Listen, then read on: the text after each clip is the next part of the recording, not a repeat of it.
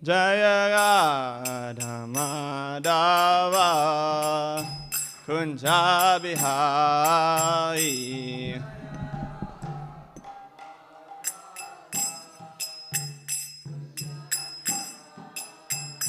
Jaya Gopi Janavallabha Giridhari.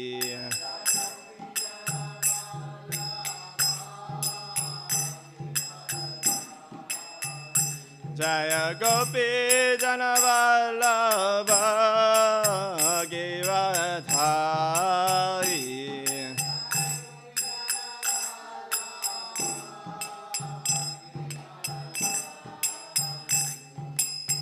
Yashodanandana Bhajajanarandana.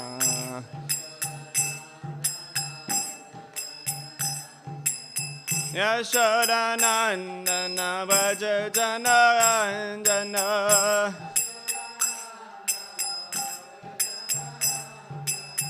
Yamunatira Vanachai.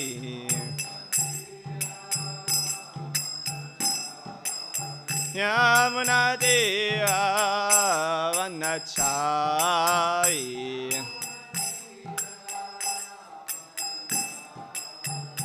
Jaya Radha Madhava Kunja Bihari.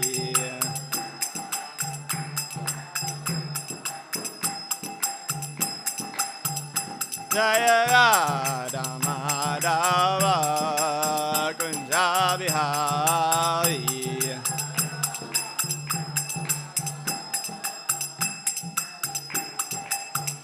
Jaya Gopi Janavallabha Giridhari.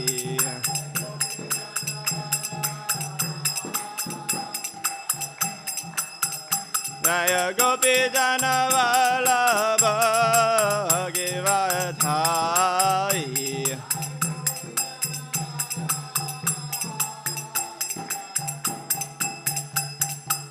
Yashodanandana Bhajajanarandana. Yashodanandana Bhajajanarandana. Yamunatira Vanachai. Yamunatira Vanachai. Hare Krishna, Hare Krishna, Krishna Krishna, Hare Hare, Hare Rama, Hare Rama, Rama Rama, Hare Hare.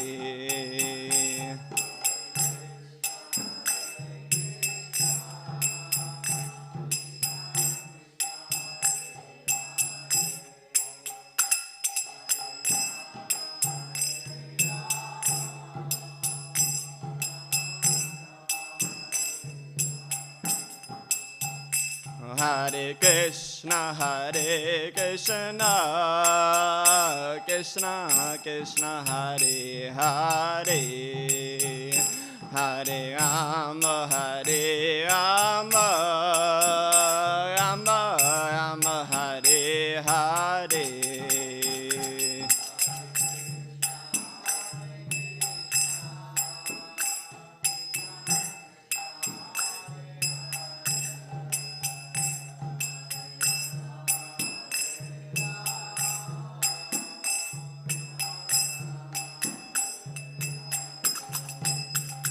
Hare Krishna, Hare Krishna, Krishna Krishna, Hare Hare, Hare Rama, Hare Rama, Rama Rama, Hare Hare.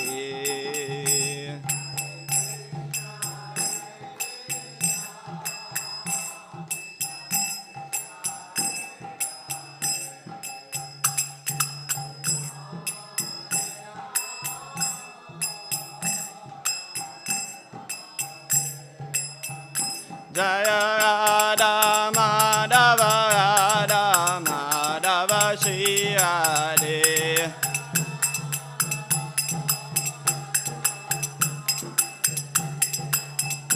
Jaya Radha Madhava Radha Madhava Shri Radhe.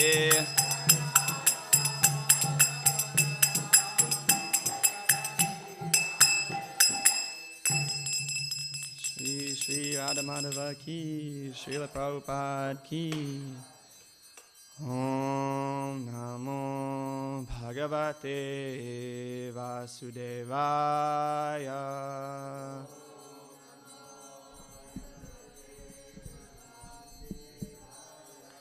Om Namo Bhagavate Vasudevaya.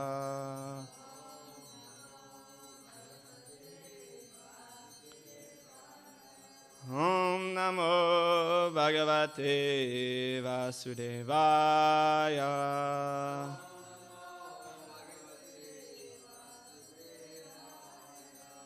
Narayanam Namaskrityam Nam Chaiva Narotanam Devim Saraswatim Vyasam Tato Jayamudiyayat. Before reciting the Srimad Bhagavatam, which is the very means of conquest, one should offer respectful obeisances unto the personality of Godhead Narayan, unto Narayana Rishi, the supremose human being, unto Mother Saraswati, the goddess of learning, and unto Srila Vyasadeva, the author. Naskapayeshu bhadeshu nityam bhagavata sevaya bhagavati utamashloke bhaktin bhavati naishtiki. By regular attendance in classes on the Bhagavatam, and by rendering of service to the pure devotee, all that is troublesome to the heart is almost completely destroyed, and loving service unto the personality of Godhead, who is praised with transcendental songs, is established as an irrevocable fact. Om Agyanti Andasya Gyananjara Sharakaya Chakshun Militanyena Tasmai Shri Gurave Namaha. I was born in the darkest of ignorance, and my spiritual master opened my eyes with the torchlight of knowledge. I offer my respectful obeisances unto him. So Hare Krishna, dear devotees. Welcome to this morning's Srimad Bhagavatam class. Thank you for giving me the opportunity to speak what I've heard from more senior, more realized devotees. Hopefully I can help you in your path to becoming Krishna conscious. Okay. So today we are reading from Canto 4, chapter 29, and we're going to be going through from verse 1 until 25. So it's a new chapter, talks between Narada and King Prachinabhari. So now we're kind of zooming out a little bit of the storyline. We're going back to the original conversation between Narada Muni and King Prachinabhari. And now the king is about to reply, and we'll see what he has to say about this nice allegory that Narada Muni told him.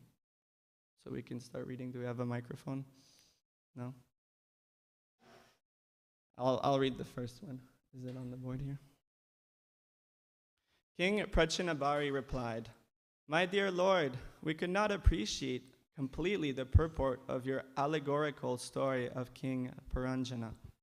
Actually, those who are perfect in spiritual knowledge can understand, but for us who are overly attached to fruitive activities, to realize the purpose of your story is very difficult." So we'll go back to this verse later on. Huh? Sorry? I was just going to say that actually, yeah.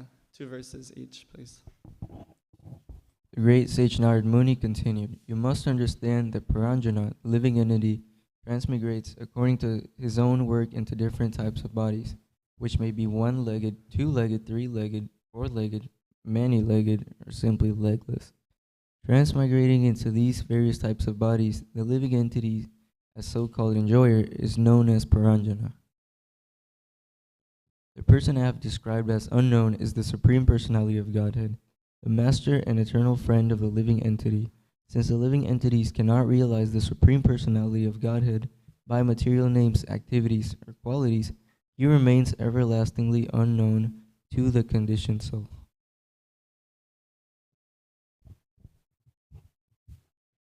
When the living entity wants to enjoy the modes of material nature in their totality, it prefers, out of many bodily forms, to accept that body which has 9 gates, 2 hands, and 2 legs. Thus he prefers to become a human, or a human being, or a demigod.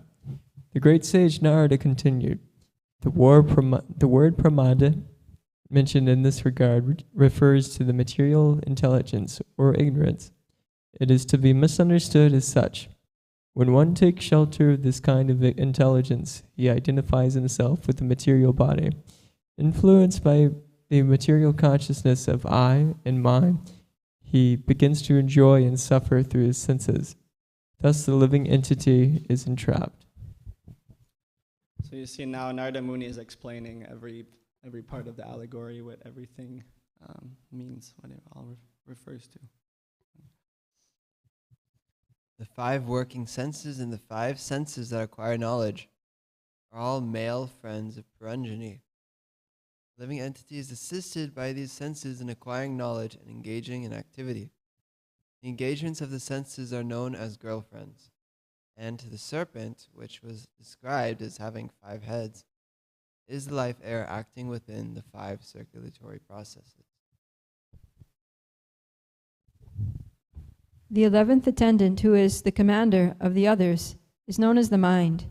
He is the leader of the senses, both in the acquisition of knowledge and in the performance of work. The Panchala kingdom is that atmosphere in which the 5 sense objects are enjoyed. Within that Panchala kingdom is the city of the body, which has 9 gates. The eyes, nostrils, and ears are pairs of gates situated in one place. The mouth, genitals, and rectum are also different gates. Being placed into a body having these 9 gates, the living entity acts externally in the material world and enjoys sense objects like form and taste. So you see here the mind is actually referred to as a sense also. It's the 6th sense. Manashashtrindyani prakriti-stani karshati. Krishna says in the Bhagavad Gita that all the living entities in this material world, we're all struggling with the 6 senses, which include the mind. Keep going. The 11th attendant, who is the commander of the others, is known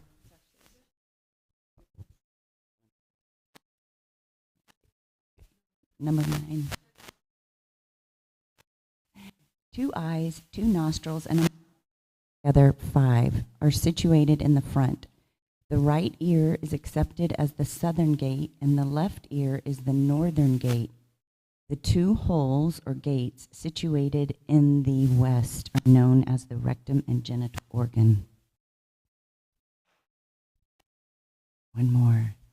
The 2 gates named Kayota and Avrimukhi, which have been spoken of, are the 2 eyes side by side in one place. The town named Vimbrahita should be understood as form. In this way, the 2 eyes are always engaged in seeing different kinds of forms.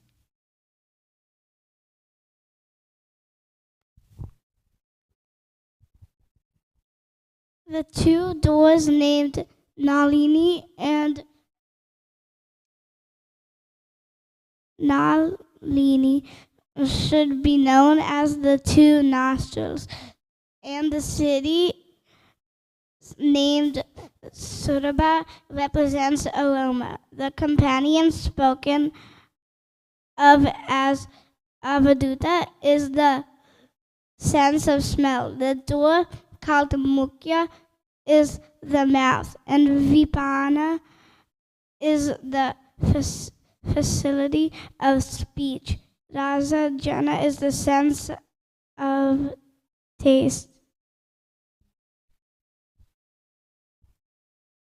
The city called Apana represents engagement of the tongue and speech, and Bahudana is the variety of foodstuffs. The right ear is called the gate of Pitru, and the left ear is called the gate of Devahu. Narada Muni continued, the city spoken of as Dakshina Panchala represents the scriptures meant for directing pravritti, the process of sense enjoyment and fruitive activities. The other city, named Uttara Panchala, represents the scriptures meant for decreasing fruitive activities and increasing knowledge. The living entity receives different kinds of knowledge by means of 2 ears, and some living entities are promoted to Pitraloka and some to Devaloka. All this is made possible by the 2 ears. The city called Gramaka, which is approached through the lower gate of Asuri, the genital organ, is meant for sex, which is very pleasing to common men who are simply fools and rascals. The faculty of procreation is called Durmada, and the rectum is called Niriti.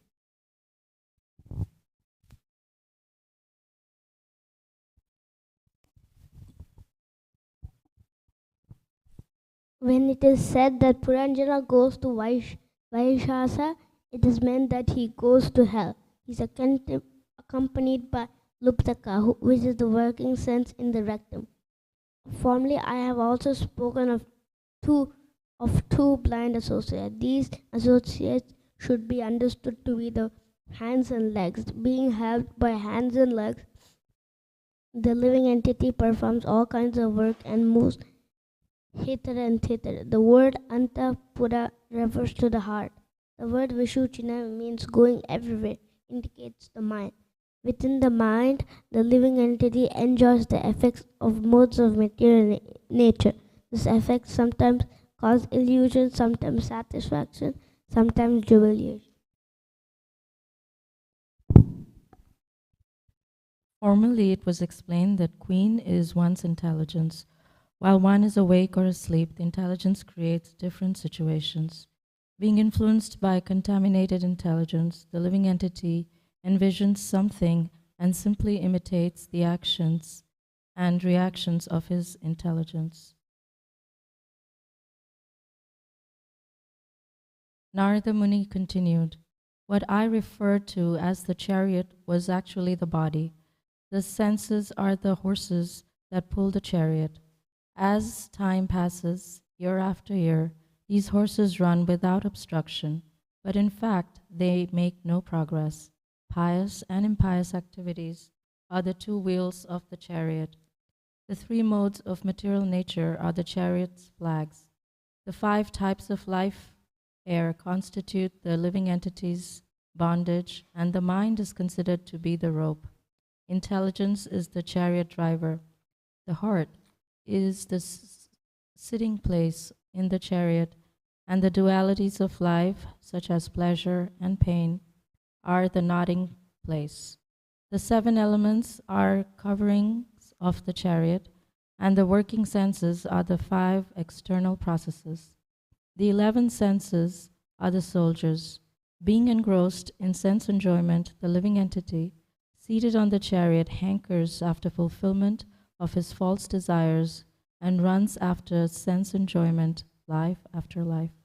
So this is the picture that's in the Bhagavad Gita, right, with the chariot and the horses. I wonder, just do you think you can find that picture just for later? After we're done the verses, but I mean, yeah. Text 21. What was previously explained as Chandavega, powerful time, is covered by days and nights, named Gandharvas and Gandharvis. The body's lifespan is gradually reduced by the passage of days and nights, which number 360. Text 22. What was described as Kalakanya should be understood as old age.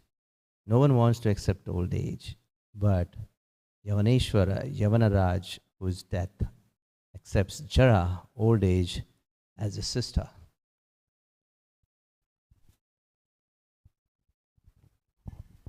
Last one. The followers of Yavaneshwara, Yamaraj, are called the soldiers of death, and they are known as the various types of disturbances that pertain to the body and mind. Prajvara represents the 2 types of fever, extreme heat and extreme cold, typhoid and pneumonia. The living entity lying down within the body is disturbed by many tribulations pertaining to providence, to other living entities, and to his own body and mind. Despite all kinds of tribulations of the living entity subjected to the necessities of the body, mind, and senses, and suffering from various types of disease, is carried away by many plans due to his lust to enjoy the world. Although transcendental to this material existence, the living entity, out of ignorance, accepts all these material miseries under the pretext of false egoism, I and mine. In this way, he lives for 100 years within this body. Hey, Jai, thank you everybody for reading. I think that's all the verses, right? Yeah, it goes until 25. Now, I want us to focus on that picture that's in the Bhagavad Gita that shows that illustrates all the different parts of the body and the soul. You can probably just put Bhagavad Gita chariot image. I've looked in images. It's just going to show Krishna on the chariot. Persistences, yeah. I know it's in chapter 6. Yeah, like this. I don't know if over there you guys. Yeah, so you see here, you have,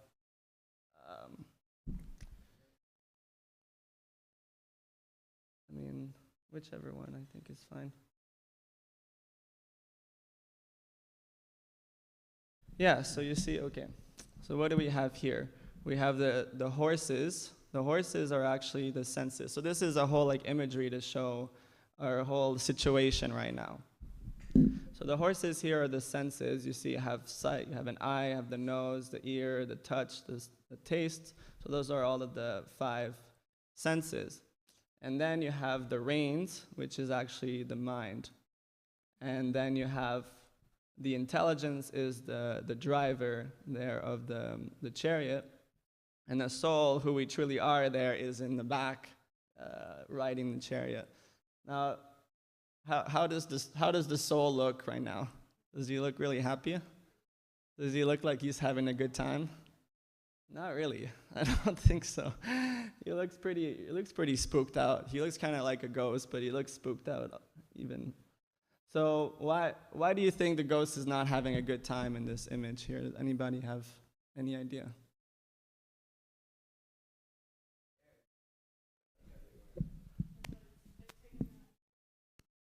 Because he's scared because the horses are running everywhere. Oh, what? Sorry?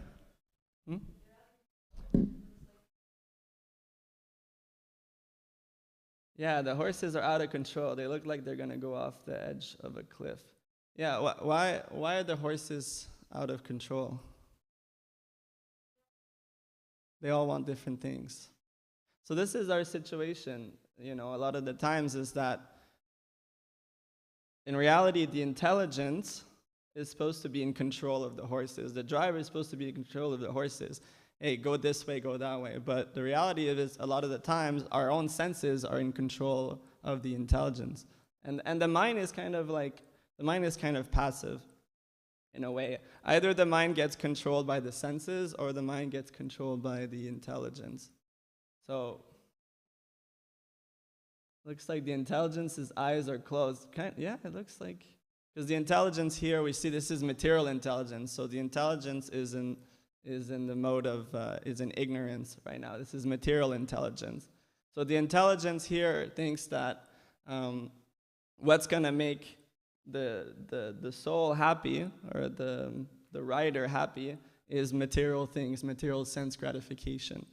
So, okay, so let's try to get the horses to just enjoy the senses, enjoy this material world. But if you can purify your intelligence and spiritualize it, Krishna consciousize it, then it's like Krishna becomes the driver. That's actually the goal. Like Arjuna on the chariot, who was the driver? It was Krishna.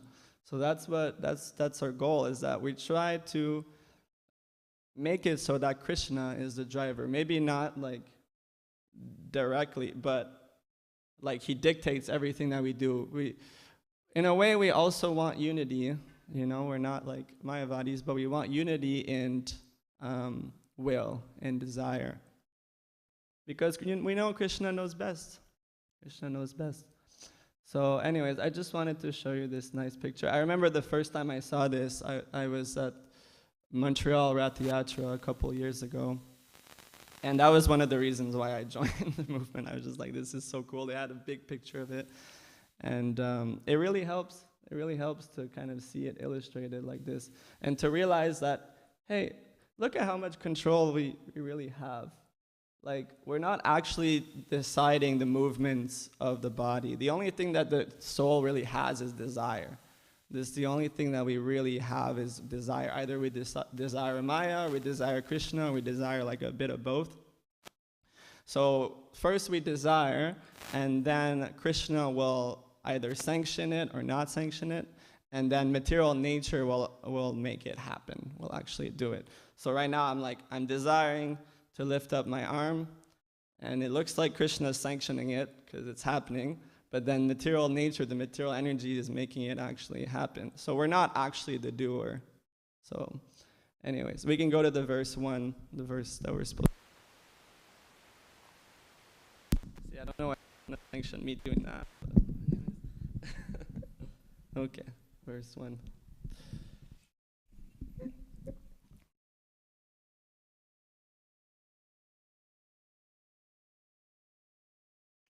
Okay. Pachinabai uvacha Bhagavamste vachosmabhi Nasam yagavagamyate Kavayastad vijananti Navayam karma mohitaha. Please recite. Pachinabai uvacha Bhagavamste vachosmabhi Asam yagavagamyate Kavayanstad vijananti Namayandat modita Pachinabai uvacha Bhagavamste vachosmabhi Samyagvavagamyate Avayastad vijananti Navayam kama mohitaha. Okay, we'll do the word for word. Everybody together. Pachinabari uvacha. Okay. We'll do everybody together. King Prachinabari said, Bhagavan, O my Lord, te, your, vacha, words, asmabi, by us, na, never, samyak, perfectly, avagamyate, are understood, kavayaha, those who are expert, tat, that, vijananti, can understand, na, never, vayam, we, karma, by fruitive activities, mohita, enchanted. Translation by His Divine Grace, A.C. Bhaktivedanta Swami Srila Prabhupada Ki Jai. King Prachinabari replied, My dear Lord, we could not appreciate completely the purport of your allegorical story of King Puranjana. Actually, those who are perfect in spiritual knowledge can understand, but for us who are overly attached to fruitive activities, to realize the purpose of your story is very difficult. So notice here how he says we could not. So he's not just speaking for himself, he's speaking for all of us who are still under the influence of the modes of material nature. And basically what he's saying is that really only a devotee, somebody who is advanced in pure knowledge, can understand Krishna and understand Krishna also in the form of his energy. Because even Maya is Krishna also in a way. So to really understand Maya, you have to understand Krishna. Krishna, he says, Bhaktya mama bijanati yavanyashasmi tatvata tato mam tadvato nadva vishati tadanantam. In 1855, he says, only one who is practicing devotional service can actually understand him as he is. And when one is in full consciousness of him, then one can enter into his kingdom, the kingdom of God. So we'll read the purport. In Bhagavad Gita 7:13, Lord Krishna says, Tribir guna maya bhavair ebi savamidam jagat mohitam nabijanati mamebhya paramavyayam. Deluded by the three modes, goodness, passion, and ignorance, the whole world does not know me, who am above the modes and inexhaustible.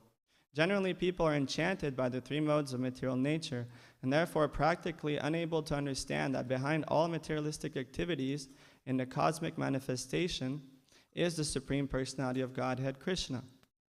Generally, when people are engaged in sinful or pious activities, they are not perfect in knowledge of devotional service. The allegorical story narrated by Narada Muni to King Parishman, I guess that's another name for him, is especially meant to engage conditioned souls in devotional service.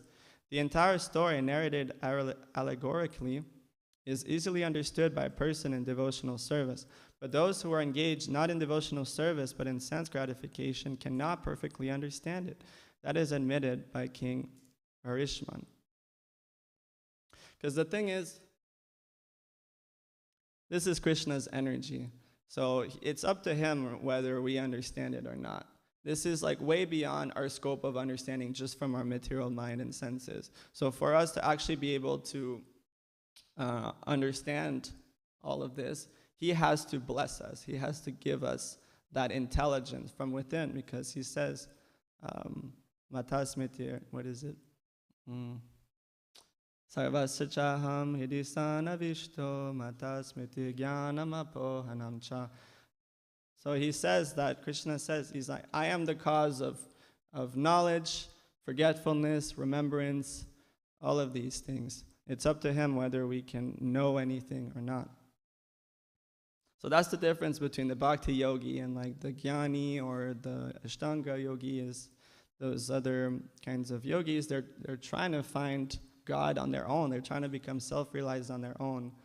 But for us, we realize that the highest form of God, Bhagavan, as a person, can only be attained by his own mercy, through the mercy of his representative, his pure devotee, the spiritual master, and the whole parampara. So this 29th chapter describes that by too much attachment for women, one becomes a woman in the next life. But a person who associates with the Supreme Personality of Godhead or his representative becomes free from all material attachments and is thus liberated. So here we have the actual solution. We have because at first it's, the king is saying, hey, I can't know this. I'm too much fallen or under the influence of the material energy. But then Prabhupada, in the description, he says, the solution is we have to take association with the Supreme Personality of Godhead or his representative. So that would be the spiritual master or the pure devotees, the advanced devotees. And in reality, I don't want to spoil the story, but you'll see the king does reach liberation at the end, And how did he do it? He did it by the association of Srila Narada Muni. On his own, what would have happened? He would have just kept going on with the same materialistic activities. He would have been stuck in the cycle of birth and death for who knows how long. The only way we can be saved is by encountering a pure devotee and inquiring submissively from him. Tadvidi paripatena paripaishnena sevaya upadekshanti te jnanam dashinaha. Thank you very much. So simply inquire from a spiritual master and inquire submissively and render service unto him. The self-realized soul can impart knowledge because they have seen the truth. This is Bhagavad Gita, Krishna says. So even Narada Muni himself actually became Narada Muni, such an exalted pure devotee, by association with devotees, actually. Before he had this particular birth as the son of Lord Brahma, he was actually the son of a maidservant. He was materially in a very low class situation. And how did he become a pure devotee? Well, he took association from great sages. There was he served them, he listened to them, and then he became what he is now. So even he's leading by example in a way. So I actually wanted to, just as all the way over there, I need you to put something up. I wanted to go to Srimad Bhagavatam, Canto 11, Chapter 2, verse 45. We'll go from 45 to 55, because this just so happens to be what I've just been reading lately, and it's actually a more detailed description of what is Uttama Adhikari. What is, like, the highest level of a bhakti yogi, of a devotee. And so I think it helps us to understand, okay, what kind of association should I be looking for? And also, what kind of devotee should I aspire to become like? So we can all read one each. We'll go from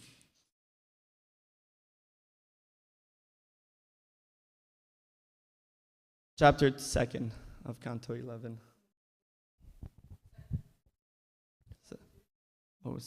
Canto 11, chapter 2, verse 45. Sri Havir said, the most advanced devotee sees within everything the soul of all souls, the Supreme Personality of Godhead, Sri Krishna. Consequently, he sees everything in relation to the Supreme Lord and understands that everything that exists is eternally situated within the Lord. So the pure devotee doesn't see any difference in any human beings. Vijavinaya sampani bhamani gavi hastini shuni chaivas papaki chapatina pandita samadarshinaha. That he sees all living entities with the equal vision, whether it be a learned sage, an elephant, a cow, or a dog eater. So the next two they'll be like Madhyamadikari, the middle level, and then Kanishta, and then we'll go back to a few verses about the highest level. So you can keep going. Thank you. An intermediate or second-class devotee is called a Madhyama Adhikari. Offers his love to the Supreme Personality of Godhead. Is a sincere friend to all the devotees of the Lord. Shows mercy to ignorant people who are innocent and disregards those who are envious of the Supreme Personality of Godhead. So this is like the middle level. A devotee who faithfully engages in the worship of the deity in the temple, but does not behave properly toward other devotees or people in general, is called a prakrita bhakta, a materialistic devotee, and is considered to be in the lowest position. Yeah, so this is like the beginner devotee. He wants to cultivate a relationship with God, but he doesn't treat with respect other devotees or even just people in general. He doesn't realize that they're all children of God, and to please God, you have to please the devotees and all the living entities. Even while engaging his senses in contact with their objects, one who sees this whole world as the energy of Lord Vishnu is neither repelled nor elated. He is indeed the greatest among devotees.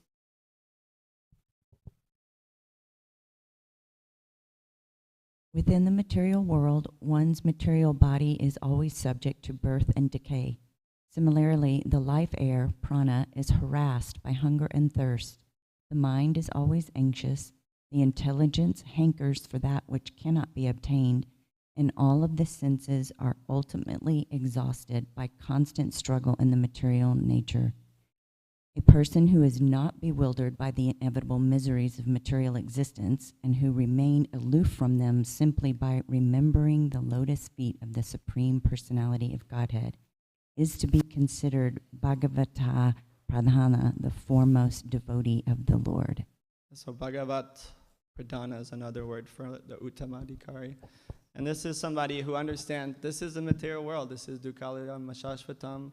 And I have my quota of happiness and my quota of distress that have been decided from my own karma and past lives. And there's going to be struggles. But this devotee doesn't faze him. He doesn't faze him. As long as he can serve Krishna, he's totally satisfied.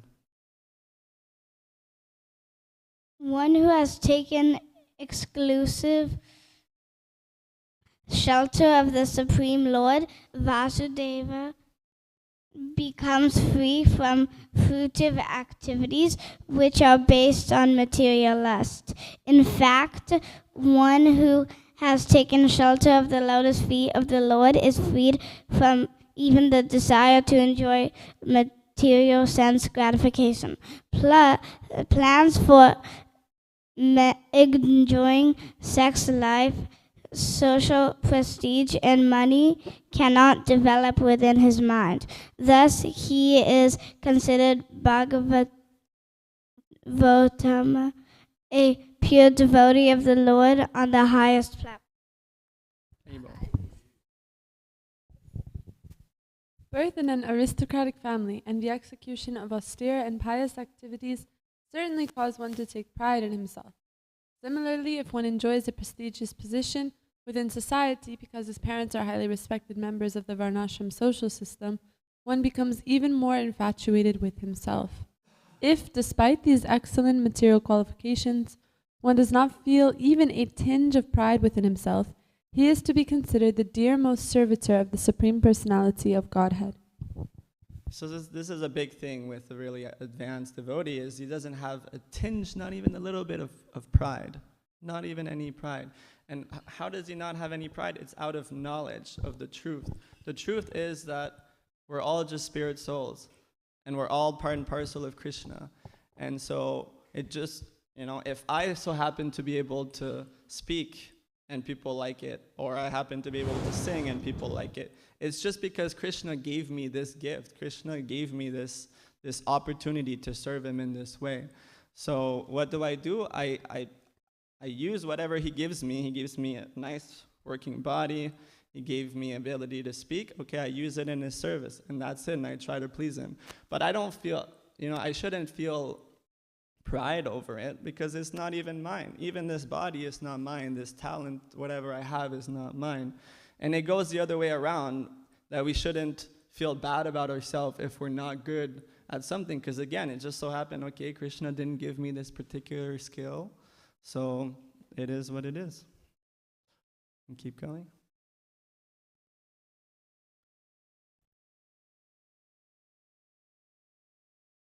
When a devotee gives up the selfish conception by which one thinks this is my property and that is his, when he is no longer concerned with the pleasures of his own material body or indifferent to the discomforts of the others, he becomes fully peaceful and satisfied. He considers himself simply one among the living entities who are equally part and parcel of the Supreme Personality of Godhead.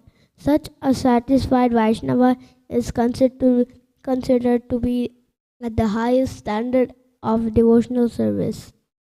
Right away, I just think of His Holiness Radhanath Maharaj when I read this, because I saw him, I was observing him at Sadhu Sangha, and you had times where he would be walking and you had so many devotees following him and following every time he passed by, dropping down to show him respect. But there was other times I saw him just sitting at the back row of the chairs on his own with just kind of a few random devotees sitting there. Or he would just sit down anywhere and just, enjoy the performance, or just, go in his own samadhi there. And he didn't seem to have any distinction of, oh, this devotee is higher than this devotee, or this and that, like that. He just saw all living entities as like spirit souls. I just thought it was really inspiring. Keep going. I think we have a few left. The lotus feet of the Supreme Personality of Godhead are sought even by the greatest of the demigods, such as Brahma and Shiva, who have all accepted the Supreme Personality of Godhead as their life and soul. A pure devotee of the Lord can never forget those lotus feet in any circumstances. He will not give up his shelter at the lotus.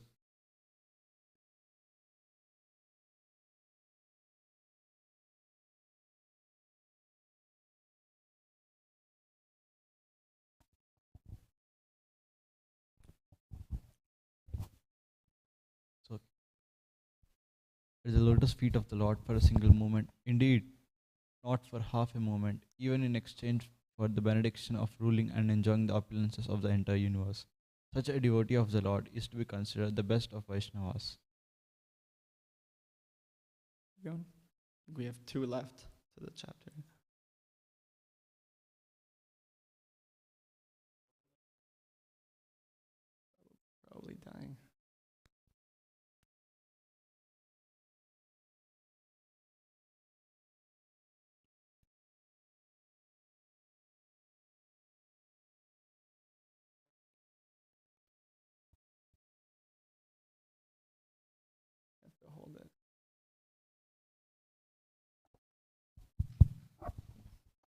how can the fire of material suffering continue to burn the hearts of those who worship the Supreme Lord? The Lord's lotus feet has performed innumerable heroic deeds, and the beautiful nails on his toes resembles valuable jewels. The effulgence emanating from those nails resembles cooling moonshine, for it instantly reveals the suffering within the heart of pure devotee. Just as the appearance of the moon's cooling light reveals the burning heat from of the sun. Okay, last one.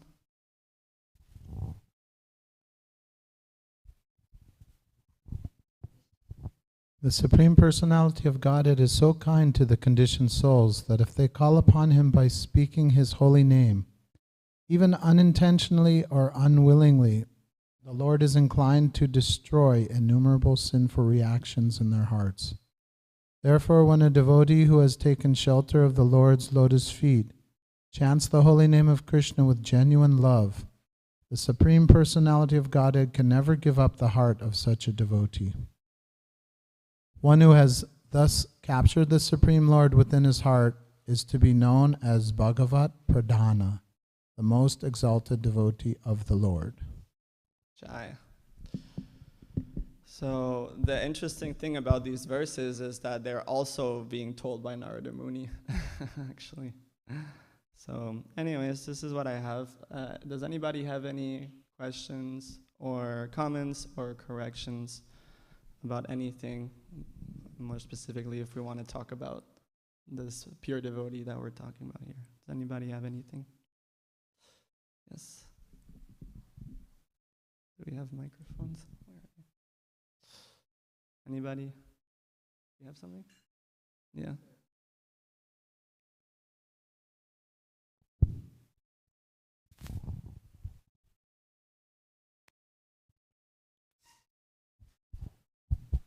Yeah, I found it an interesting point that King Prachanabhari was making, is that if we want to actually understand the Bhagavatam and understand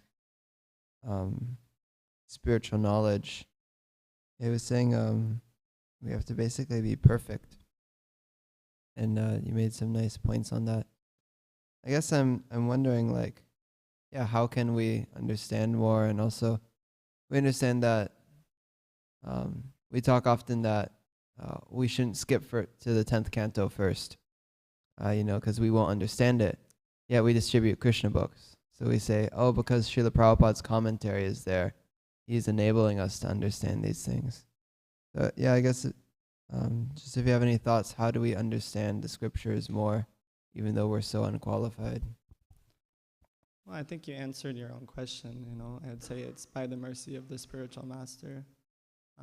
But it's a very gradual process, and by the process of devotional service, by the process of hearing and chanting, following the instruction of the spiritual master, then gradually the knowledge comes within. But ultimately, it's not like we need to know every single detail of the whole cosmic manifestation. As long as we can gradually understand that there's nothing more than Krishna. And this is the goal of life, and there's nothing more important than chanting His holy names. If that realization, that faith grows in the heart, then what more knowledge do you need? Then the knowledge will come from within as realization. But I'm curious, we have some senior devotees here. If they want to share on that, please do. Yeah.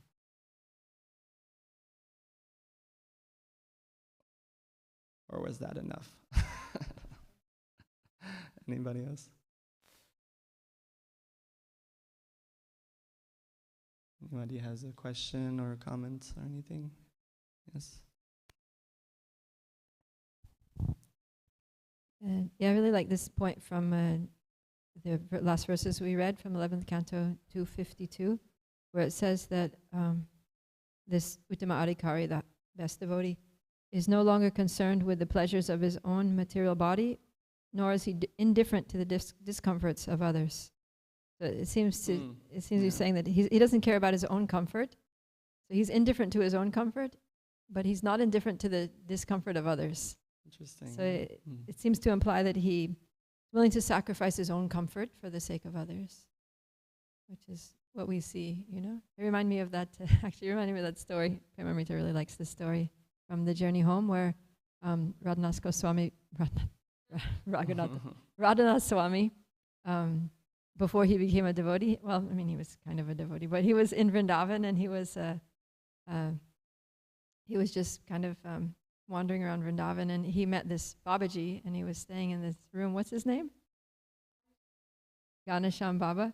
So it was cold. It was like wintertime in Vrindavan, very cold, no heat in the buildings or anything. So this Ganesham Baba, he was very simple, just had a mat on the floor and one blanket. And so when Radhanath Swami came to stay with him, I guess he offered him a place there on the floor next to him. In the middle of the night, Ganesham Baba woke up and saw that Radhanath Swami was cold, he was like shivering. So he gave him his blanket.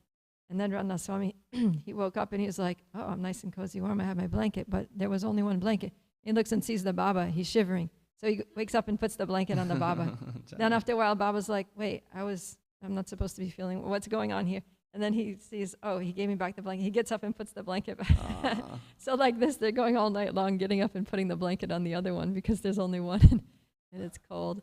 So yeah, it reminded me of this, that we care more about the comfort and the well-being of other devotees, and we put our own comfort last.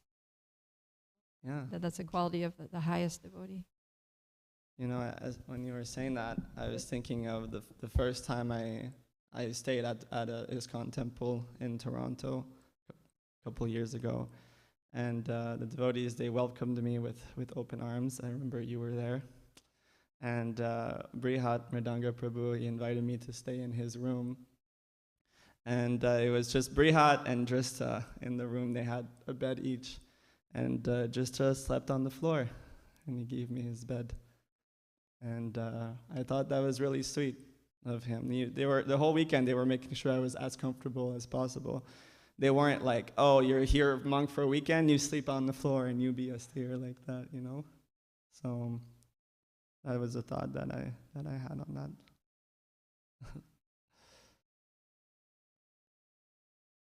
Anything else? Yes.